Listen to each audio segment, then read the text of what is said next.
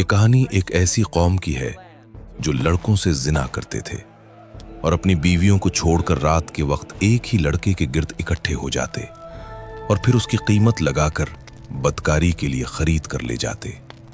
دراصل یہ کام ان کو شیطان نے کروایا تھا۔ سب سے پہلے ابلیس ایک خوبصورت بچے کی شکل میں آیا اور اس قوم کے نوجوانوں کے سامنے آ کر کہا کہ مجھ سے بدکاری کرو اور لذت حاصل کرو۔ پھر ایک دن ایسا بھی آیا کہ اللہ کے نبی حضرت لوط کے گھر 3 مہمان آئے۔ وہ تینوں خوبصورت لڑکے تھے۔ لوط کی بیوی نے قوم کو بتایا کہ آج ہمارے گھر ایسے لڑکے آئے ہوئے ہیں جن کو دیکھ کر تم خوش ہو جاؤ گے۔ حضرت لوط علیہ السلام اپنے مہمانوں کو قوم سے بچانا چاہتے تھے۔ قوم کے لوگ بھاگتے ہوئے حضرت لوط کے گھر کی طرف آئے۔ دروازے پر قوم تلواریں لیے کھڑی تھیں اور وہ ان لڑکوں سے بھی بدکاری کرنا چاہتے تھے۔ لوط نے کہا، شرم کرو اور حیا کرو، یہ میرے مہمان ہیں۔ مگر قوم نے کہا، ہم ان سے بدکاری کریں گے۔ اس وقت اللہ کا حکم آیا اور صبح سویرے آسمان سے پتھر برسنے لگے۔ پوری زمین کو اٹھا کر آسمان تک لے جا کر الٹا کر دیا گیا۔ آخر کون تھے وہ خوبصورت لڑکے؟ کیوں وہ لوط نبی کے گھر آئے؟ لوط نبی کی بیوی پر عذاب کیوں آیا؟ یہ قوم لوط کی مکمل داستان ہے جو سن کر آپ حیران رہ جائیں گے۔ حضرت لوط کی پیدائش ایک ایسے دور میں ہوئی جب دنیا شرک، اخلاقی بگاڑ اور اللہ کی نافرمانی میں ڈوبی ہوئی تھی۔ آپ حضرت ابراہیم کے بھتیجے تھے اور بچپن ہی سے ایک پاکیزہ فطرت، سچائی اور حق پسندی کی علامت تھے۔ آپ نے آنکھ کھولی تو اپنے چچا حضرت ابراہیم کو بتوں سے ٹکراتے، بادشاہ وقت نمرود کے سامنے کلمہ حق کہتے اور توحید کی دعوت دیتے دیکھا۔ یہی ماحول حضرت لوط کی شخصیت کی بنیاد بنا۔ نوجوانی میں آپ نے حضرت ابراہیم کے ساتھ ایمان قبول کیا، ان کے مشن میں شامل ہوئے اور ظلم و کفر کے خلاف کھڑے رہے۔ جب نمرود کی سرکشی حد سے بڑھ گئی اور حضرت ابراہیم کو آگ میں ڈالا گیا تو اللہ کے حکم سے آگ ٹھنڈی ہو گئی۔ یہ واقعہ حضرت لوط کے ایمان کو مزید مضبوط کر گیا۔ بعد ازاں اللہ کے حکم سے حضرت ابراہیم نے ہجرت کا فیصلہ کیا اور حضرت لوط بھی ان کے ساتھ عراق سے شام اور پھر فلسطین کی طرف ہجرت کر گئے۔ یہی وہ مرحلہ تھا جہاں حضرت لوط ایک دائی، ایک مبلغ اور ایک نبی بننے کے سفر میں آگے بڑھے۔ کچھ عرصہ بعد اللہ تعالیٰ نے حضرت لوط کو نبوت سے سرفراز فرمایا اور ایک مخصوص قوم کی طرف بھیجنے کا فیصلہ کیا۔ یہ قوم سدوم اور اس کے آس پاس کی بستیوں میں رہتی تھی، بظاہر خوشحال، زرخیز زمینوں والی اور تجارتی راستوں پر آباد تھی، مگر اخلاقی طور پر مکمل طور پر تباہ ہو چکی تھی۔ یہی وہ مقام تھا جہاں حضرت لوط کو الگ کر کے بھیجا گیا۔ یہ ہجرت صرف زمین کی تبدیلی نہیں بلکہ ایک بہت بڑی آزمائش تھی، کیونکہ جس قوم کی طرف آپ کو بھیجا جا رہا تھا وہ تاریخ کی بدترین فحاشی، بے حیائی اور فطرت شکنی میں مبتلا تھی۔ مگر ایک نبی کے لیے قوم کا کردار معیار نہیں بلکہ اللہ کا حکم سب سے بڑا ہوتا ہے۔ چنانچہ حضرت لوط نے اللہ کے اعتماد پر قدم رکھا، اپنا گھر، اپنا سکون اور اپنا ماضی چھوڑا اور ایک ایسی قوم میں جا بسے جہاں حق کہنا سب سے مشکل تھا۔ یہی سے قوم لوط کی اصل کہانی شروع ہوتی ہے، ایک نبی کی تنہائی، ایک بگڑی ہوئی قوم اور ایک ایسے انجام کی بنیاد جو قیامت تک آنے والے انسانوں کے لیے عبرت بننا تھا۔ حضرت لوط اللہ کے حکم سے جس سرزمین کی طرف ہجرت کر کے پہنچے، وہ علاقہ تاریخ میں سدوم اور امورا کی بستیوں کے نام سے جانا جاتا ہے۔ یہ بستیاں موجودہ فلسطین و اردن کے درمیان بحر مردار کے قریب ایک نہایت زرخیز، سرسبز اور تجارتی لحاظ سے اہم خطے میں آباد تھیں۔ یہاں پانی کی فراوانی، باغات، کھجوریں، فصلیں اور خوشحال زندگی موجود تھی۔ یہی وجہ تھی کہ یہ علاقہ دور دور سے آنے والے قافلوں کا مرکزی راستہ بن چکا تھا۔ شام، مصر اور عرب کے درمیان تجارت کرنے والے قافلے انہی بستیوں سے گزرتے، جس سے یہاں دولت، اجنبی لوگ اور دنیاوی آسائشیں بکثرت جمع ہو گئیں۔ حضرت لوط نے اسی ماحول میں قیام کیا، ایک نبی کی حیثیت سے یہاں گھر بسایا، نکاح فرمایا اور اللہ نے آپ کو اولاد سے بھی نوازا۔ بظاہر سب کچھ معمول کے مطابق تھا، मगर इस ज़ाहिरी खुशहाली के नीचे अखलाकी तबाही की एक खौफनाक दुनिया छुपी हुई थी। सदूम और अमूरा के लोग मालदार ज़रूर थे मगर दिल से खाली, मुहज्जब दिखाई देते थे मगर किरदार से आरी। वो काफिलों के गुजरने को सिर्फ तिजारत नहीं बल्कि फितना, जुल्म और बदकारी का जरिया बना चुके थे। रास्तों में बैठकर मुसाफिरों को तंग करना, उन पर जुल्म करना और उनके साथ बदफेली करना एक मामूल बन चुका था। ये बस्तियां इब्तिदा में ऐसी न थीं। पुराने ज़माने में यहाँ सादा जिंदगी, खानदानी निज़ाम और समाजी अक़दार मौजूद थीं। मगर जैसे जैसे दौलत आई, बाहर की दुनिया के असरात आए और गुनाह को रोकने वाला कोई न रहा, वैसे वैसे फहाशी आम होती गई। मर्द औरतों को छोड़कर मुर्दों की तरफ माइल हो गए।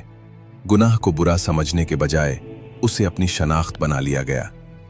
हजरत लूत एक ऐसे मुआशरे में रह रहे थे जहां उनका अपना घर भी आजमाइश में था, क्योंकि उनकी बीवी का दिल कौम के साथ था, ना कि हक के साथ। ये सब कुछ इस मरहले पर हो रहा था जब हजरत लूत खामोश तमाशाई नहीं थे बल्कि मुसलसल अपनी कौम को समझा रहे थे। मगर इस दौर में यह हिस्सा एक तारुफ था, एक पसे मंजर, जिसमें हम देखते हैं कि कैसे एक खूबसूरत, सरसब्ज और खुशहाल सरजमीन आहिस्ता आहिस्ता अखलाकी गंदगी में डूबती चली गई और कैसे एक नबी इसी बस्ती में रहते हुए तूफान से पहले के सन्नाटे को महसूस कर रहा था। यही वो हालात थे जिनमें आगे चलकर दावत, इनकार, तसादुम और फिर फैसला कुन अंजाम सामने आना था। जब हजरत लूत ने सदूम और अमूरा में अपनी नबूवत का अमली आगाज किया तो सबसे पहले उन्होंने अपनी कौम को अल्लाह की तौहीद, पाकीज़गी, हया और फितरत के मुताबिक जिंदगी की तरफ बुलाया। आपका अंदाज सख्त नहीं बल्कि दर्दमंद था। एक ऐसा नबी जो अपनी कौम को दुश्मन नहीं बल्कि भटके हुए अपने ही लोग समझता था। आप उन्हें याद दिलाते थे कि अल्लाह ने मर्द और औरत को एक दूसरे के लिए पैदा किया है, निकाह को सुकून बनाया है और गुनाह को नहीं बल्कि पाकीज़गी को इज्जत दी है। मगर कौम लूत ने इस दावत को संजीदगी से लेने के बजाय मजाक बना लिया। वो कहते थे कि लूत हमें ऐसी बातों से रोक रहे हैं जिन्हें हम आज़ादी समझते हैं। वो आपको दकियानूसी, तंग नज़र और मुआशरे के लिए खतरा करार देने लगे।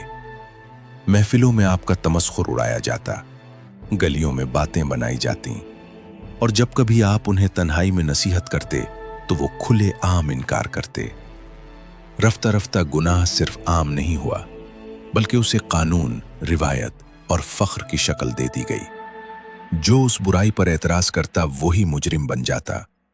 हजरत लूत को धमकियां दी जाने लगीं कि अगर उन्होंने हमारी राह में रुकावट डाली तो उन्हें बस्ती से निकाल दिया जाएगा। यहां तक कहा गया कि ये लोग तो बहुत पाकबाज बनते हैं।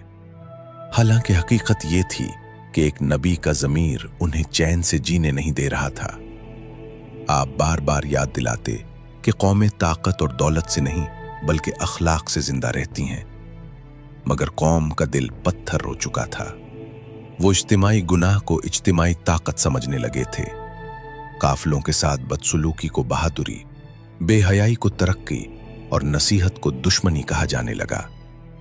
हजरत लूत इस मरहले पर शदीद तन्हाई महसूस करने लगे। उनकी औलाद कमसिन थी, ईमान लाने वाले चंद ही लोग थे और घर के अंदर भी एक खामोश मुखालिफत मौजूद थी। इस सब के बावजूद आपने दावत का दरवाजा बंद नहीं किया, क्योंकि नबी का काम कामयाबी नहीं बल्कि पैगाम पहुंचाना होता है। यही वो मरहला था जहां कौम और नबी के दरमियान आखिरी हदें वाज़ेह हो चुकी थीं।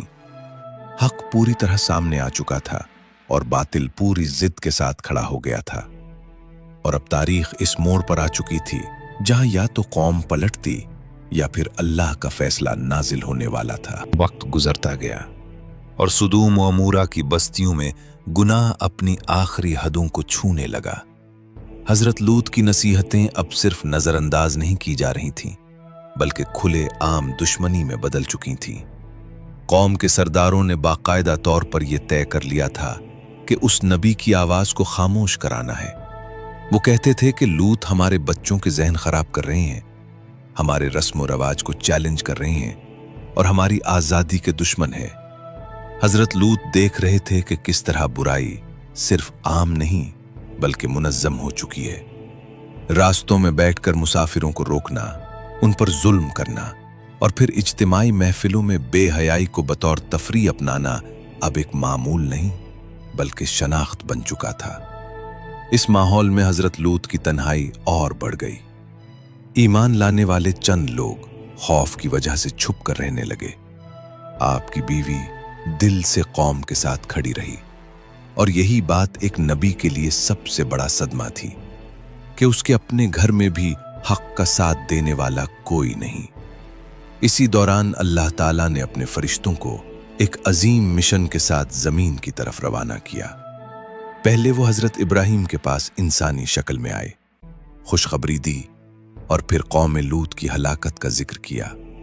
हजरत इब्राहिम ने अल्लाह के हुजूर इल्तिजा की कि अगर इस बस्ती में नेक लोग हों तो क्या फिर भी अजाब आएगा। यहां अल्लाह की रहमत और अदल दोनों सामने आए, लेकिन फैसला हो चुका था क्योंकि बस्ती जुल्म से भर चुकी थी। इसके बाद फरिश्ते खूबसूरत नौजवानों की सूरत में हजरत लूत के घर पहुंचे। जैसे ही लूत ने उन्हें देखा तो दिल घबरा गया, क्योंकि वो अपनी कौम की खबासत को खूब जानते थे। आपने मेहमानों को छुपाने की कोशिश की, उन्हें इज्जत से अंदर ले आए, मगर शहर में खबर फैल गई। लोग जोक दर जोक हजरत लूत के घर की तरफ आने लगे। दरवाजे पर शोर, तहक़े और धमकियां गूंजने लगीं।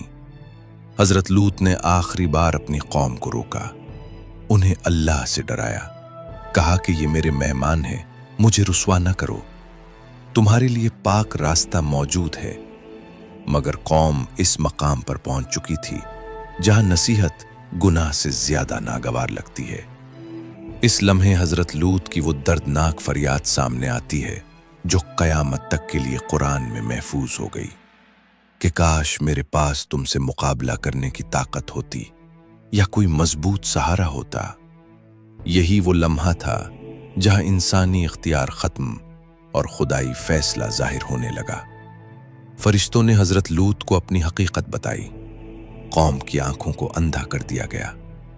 दरवाजे के बाहर खड़े लोग रास्ता भूल गए, मगर फिर भी बाज न आए। इसी रात हजरत लूत को हुक्म दिया गया कि वो अपने मानने वालों को लेकर बस्ती छोड़ दें, पीछे मुड़कर न देखें, क्योंकि अब वो लम्हा आ चुका था जब मोहलत खत्म हो चुकी थी। यह हिस्सा सिर्फ एक तारीखी वाकया नहीं बल्कि इस लम्हे की तस्वीर है जहां अल्लाह की रहमत बार बार दरवाजा खटखटाती है, मगर जब जिद, गुरूर और गुनाह हद से बढ़ जाएं, तो फिर अल्लाह का अदल हरकत में आता है। जब हजरत लूत अल्लाह के हुक्म के मुताबिक रात की तारीकी में अपने मानने वालों को लेकर बस्ती से निकल गए और फजर से पहले वो महफूज मकाम पर पहुंच चुके थे, तो उसी लम्हे आसमान और जमीन के दरमियान फैसला कुन घड़ी आ पहुंची। पहले एक हौलनाक चीख ने फजा को चीर दिया, ऐसी आवाज जो सिर्फ कानों से नहीं बल्कि दिलों और रूहों को दहला देने वाली थी। लोग अपनी नींद में, घरों में, गलियों में, महफिलों में जहां थे वहीं साकित हो गए। फिर जमीन लरजने लगी, मजबूत इमारतें हिलने लगीं और देखते ही देखते अल्लाह के हुक्म से पूरी बस्ती को जड़ से उखाड़कर उलट दिया गया। जो जमीन ऊपर थी वो नीचे हो गई और जो नीचे थी वो ऊपर आ गई। महल, घर, बाजार सब उलट पलट हो गए। इसके बाद आसमान से पक्की हुई मिट्टी के पत्थरों की बारिश शुरू हुई। हर पत्थर अपने मुकर्ररा मुजरिम को निशाना बना रहा था। न कोई भाग सका, न कोई छुप सका, न ताकत काम आई और न ही दौलत। वो लोग जो कल तक गुनाह पर फख्र करते थे आज बेबसी के आलम में थे, मगर मोहलत खत्म हो चुकी थी। कोई एक दूसरे को पुकार रहा था, कोई दरवाजे तलाश कर रहा था, कोई जमीन से लिपट कर बचने की कोशिश कर रहा था। मगर अल्लाह का अजाब जब आता है तो फिर कोई पनाह बाकी नहीं रहती। इसी अजाब के दौरान हजरत लूत की बीवी भी पीछे रह गई, क्योंकि उसे हुक्म दिया गया था कि पीछे मुड़कर न देखना, मगर उसका दिल कौम के साथ था। उसने पलट कर तबाही को देखा, या कौम के हाल पर अफसोस किया, या दिल में उनके लिए हमदर्दी रखी, और इसी लम्हे वो भी अजाब की लपेट में आ गई।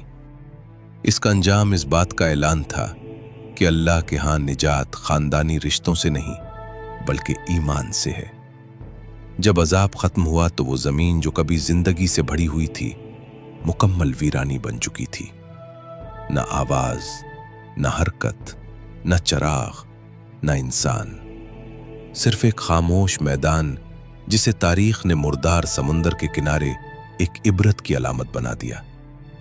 हजरत लूत दूर खड़े ये मंजर देख रहे थे, आंखों में आंसू, दिल में दर्द और जबान पर शुक्र कि अल्लाह ने हक वालों को बचा लिया। यह अजाब किसी लम्हाती गुस्से का नतीजा नहीं था, बल्कि बरसों की सरकशी, जिद, इनकार और फितरत से बगावत का अंजाम था। और यही वो हकीकत है जिसे कुरान बार बार दोहराता है, ताकि इंसान समझ ले कि जब गुनाह इज्तिमाई हो जाए, नसीहत मजाक बन जाए और नबी को दुश्मन समझ लिया जाए, तो फिर अल्लाह की गिरफ्त न सिर्फ आती है बल्कि तारीख को पलट कर रख देती है। कौम लूत का अंजाम न सिर्फ तारीख की एक सबक आमोज कहानी है, बल्कि आज भी हमें वार्निंग देता है कि अखलाकी बिगाड़, नाफरमानी और नसीहत को रद्द करने के नताइज किस हद तक खतरनाक हो सकते हैं। इस वाक़े से हमें यह सीखना चाहिए कि दौलत, ताकत और ज़ाहिरी खुशहाली इंसान को बिगाड़ सकती है अगर वो फितरत, अखलाक और अल्लाह के अहकाम को नज़रअंदाज करे। नसीहत करने वालों को दुश्मन न समझें बल्कि गौर व फिक्र करें और ईमान और पाकीज़गी को अपना मेयार बनाएं। आज जब हम इस इलाके की तरफ देखते हैं तो वही ज़मीन जो कभी सरसब्ज और खुशहाल थी अब डेड सी के किनारे वीरान और बेजान मंजर में बदल चुकी है। पानी की नमकियात इतनी बढ़ गई हैं कि जिंदगी के आसार तकरीबन मादूम हो चुके हैं। जमीन खुश्क, खजूरें मादूम, बस्तियों के आसार सिर्फ खंडरात की सूरत में बाकी हैं। काफिले जो कभी तिजारती और खुशहाली के लिए गुजरते थे आज सिर्फ सयाहती या तहकीकी नुक्ता नज़र से आते हैं। फजा खामोश और सुनसान है। ये मकाम अब एक जिंदा अलामत है कि अल्लाह की गिरफ्त और उसके अजाब की हकीकत सिर्फ किस्से की हद तक नहीं बल्कि एक अमली सबक है। इसके साथ साथ हजरत लूत के वाक़े से ये भी सबक मिलता है कि नजात सिर्फ ईमान और इताअत के जरिए मुमकिन है। खानदानी रिश्ता, दौलत या समाजी ताकत इंसान को नहीं बचा सकती और हर दौर में वो मुआशरा जो गुनाह को नॉर्मल, नसीहत को दुश्मन और फितरत के खिलाफ बुराई को मामूल बनाए, इसी अंजाम के करीब होता है। यही वजह है कि कुरान ने कौम लूत का जिक्र बार बार दोहराया ताकि इंसान सिर्फ सुनकर ना गुजरे बल्कि सोचे, समझे और अपनी जिंदगी में इबरत ले। यही वो सबक है जो सदूम व अमूरा के खंडरात और डेड सी के सुनसान किनारे आज भी बयान कर रहे हैं। एक खामोश वीरानी जिसमें तारीख, कुदरत और इलाही इंसाफ के संगम को हम महसूस कर सकते हैं। और ये इंसान को मुतनब्बे करता है कि अमाल के नताइज का वक्त आना यकीनी है, चाहे वो सदियों बाद भी क्यों ना हो। और ये कि नबी की तंबीह सिर्फ अल्फाज नहीं बल्कि अल्लाह का मेहरबान पैगाम है जो हमें संभलने, दुरुस्त रहने और गुनाह से बचने की दावत देता है। आज भी अगर हम गौर करें तो कौम लूत का सबक सिर्फ तारीख तक महदूद नहीं रहा बल्कि उसकी अलामात मौजूदा दौर में भी नजर आती हैं। बहुत से मुसलमान मुआशरती और अखलाकी हुदूद को नजरअंदाज कर रहे हैं। गुनाह को आम, जायज या फख्र की बात समझा जा रहा है। मुआशरत में फहाशी, बेहयाई, हमजिन्स परस्ती या फितरत के खिलाफ दीगर बुराइयों के रुझानात बढ़ते जा रहे हैं। नसीहत करने वालों को मजाक और दुश्मन समझा जा रहा है और अल्लाह के अहकाम को ज्यादातर लोग नजरअंदाज कर रहे हैं। जिस तरह सदूम व अमूरा के लोग गुनाह में मुब्तला थे और समाजी सतह पर उसे कबूल करते थे, आज भी कई मुसलमान मुआशरे में यही रवैया देखने को मिलता है। यूं तारीख एक जिंदा आईना बनकर हमारे सामने खड़ी है कि अगर हम अपनी जिंदगी, घरों, महाफिल और मुआशरत में नसीहत और अखलाक को तर्क करें, अल्लाह की हुदूद को तोड़ें और गुनाह को फख्र समझें, तो अंजाम वही है जो कौम लूत के साथ हुआ। हर फर्द को सोचना होगा कि ईमान, तकवा और पाकीज़गी ही निजात का जरिया है। दौलत, ताकत या रिश्तेदारियां इंसान को नहीं बचा सकती। और वक्त के साथ हर छोटी या बड़ी नाफरमानी का हिसाब लेना लाजिम है। यही वजह है कि कुरान बार बार कौम लूत का जिक्र करता है, ताकि हर मुसलमान और हर इंसान अपनी जिंदगी में इबरत ले, अपना रवैया दुरुस्त करे, गुनाह की आदत न डाले और अल्लाह की रजा को तरजीह दे, क्योंकि वही मेहरबान है जो हिदायत देता है और वही आदिल है जो नाफरमानी के नताइज वाज़ेह कर देता है। आज के मुसलमान अगर इन निशानों को पहचाने, अपनी नस्ल, महाफिल और मुआशरत को दुरुस्त सिमत में लाएं, तो वो कौम लूत की तरह अजाब और तबाही से बच सकते हैं। वरना तारीख खुद एक चुपचाप वार्निंग के तौर पर हर दिल पर नक्श हो रही है। और यही आखिरी सबक है जो सदूम और अमूरा की वीरान जमीन, डेड सी के किनारे और हजरत लूत के वाक़े से हमें सिखाया जा रहा है कि इंसानियत का मेयार सिर्फ अखलाक, ईमान और अल्लाह की इताअत है, और बाकी सब वक्ती, फानी और खतरनाक हो सकता है। मौजूदा दौर में हम जिन्स परस्ती सिर्फ एक निजी मसला नहीं रही, बल्कि कई मुआशरों में उसे एक आम रवैया, फख्र या हक समझकर पेश किया जा रहा है, जहां नसीहत करने वालों को मुखालफत या तनकीद का सामना है। इसी तरह कुछ मुसलमान भी अपनी नस्ल, महाफिल या मीडिया के असरात में आकर इस गुनाह को नॉर्मल समझने लगे हैं। कुरान और सुन्नत के मुताबिक ये फितरत के खिलाफ और अल्लाह के अहकाम के मनाफी है, क्योंकि फितरत ने मर्द और औरत को एक दूसरे के लिए पैदा किया है और निकाह, खानदान और मुआशरती इस्तेहकाम के लिए मुकर्रर किया गया है। आज के मुसलमान अगर इस हकीकत को नज़रअंदाज करें, गुनाह को फ़ख्र बनाएं, नसीहत करने वालों की बातों को मजाक समझें और मुआशरत में गुनाह को कबूल कर लें, तो वो भी कौम लूत की मानिंद खतरे के दाने पर हैं। इसलिए ज़रूरी है कि हर शख्स अपनी ज़िंदगी, अपनी औलाद, महाफिल और मुआशरत में शरई हुदूद को समझे, फितरत की बुनियाद पर पाकीज़गी को अपनाए, नसीहत कबूल करे और ईमान और तक़वा को अपना मेयार बनाए, क्योंकि अल्लाह की रहमत हमेशा मौजूद है, मगर उसके अहकाम की नाफरमानी के नताइज भी वाज़ेह हैं। कौम लूत की दास्तान हमें यह सबक देती है कि हम जिन्स परस्ती और दीगर गुनाहों को नॉर्मल समझना और इसे मुआशरत में जगह देना तबाही की तरफ ले जाता है, और इसीलिए हर मुसलमान के लिए लाजिम है कि वो नसीहत, इस्लाह और फितरत के मुताबिक ज़िंदगी गुजारे, ताकि वो अजाब से बच सके और अल्लाह की रज़ा हासिल कर सके। ए अल्लाह, हम तुझसे रुजू करते हैं, तुझसे रहनुमाई चाहते हैं और तुझसे हिफाजत मांगते हैं कि हमें भी कौम लूत की तरह बुराई, फहाशी और गुनाह में मुब्तला ना होने दिया जाए। ए रब्बिल आलमीन, हमारे दिलों में ईमान को मजबूत कर, हमारी आंखों को पर्दादार कर और हमें ऐसी राहों पर चलने की तौफीक दे जो तेरी रजा में हों। ए अल्लाह, हमें नसीहत कबूल करने वाले, इबरत लेने वाले और पाकीज़गी इख्तियार करने वाले बना। हमें दुनिया की धोखेबाज ख्वाहिशात के गुलाम ना बना। हमारे घरों, महाफिल और माशरों में शिर्क, फहाशी और नाफरमानी को दाखिल ना होने दे। ए अल्लाह, हमारे बच्चों की हिफाजत फरमा, उनके दिलों को तौहीद और हया से भरा रख। हमें ऐसे माहौल में रहने की तौफीक दे जहां हम नसीहत करने वालों के साथ हों और गुनाह करने वालों से दूर रहें। ए अल्लाह, हम तुझसे दुआएं करते हैं कि जो भी नबियों के वाक़यात जैसे हज़रत लूत का किस्सा हमें इबरत दे, वो हमारे दिलों में जिंदा रहे, हम अपनी ज़िंदगी में उसकी तालीमात को अपनाएं और अपनी नस्ल, मुआशरा और ख़ुद को अजाब और फसाद से बचाएं। ए अल्लाह, हमें हमेशा तक़वा, पाकीज़गी और तेरी रज़ा की राह पर कायम रख। हमारी गलतियों को माफ़ फरमा, हमें अपने अजाब से बचा और हमें अपनी रहमत और हिदायत की रोशनी में ज़िंदगी गुजारने की तौफीक अता फरमा। आमीन।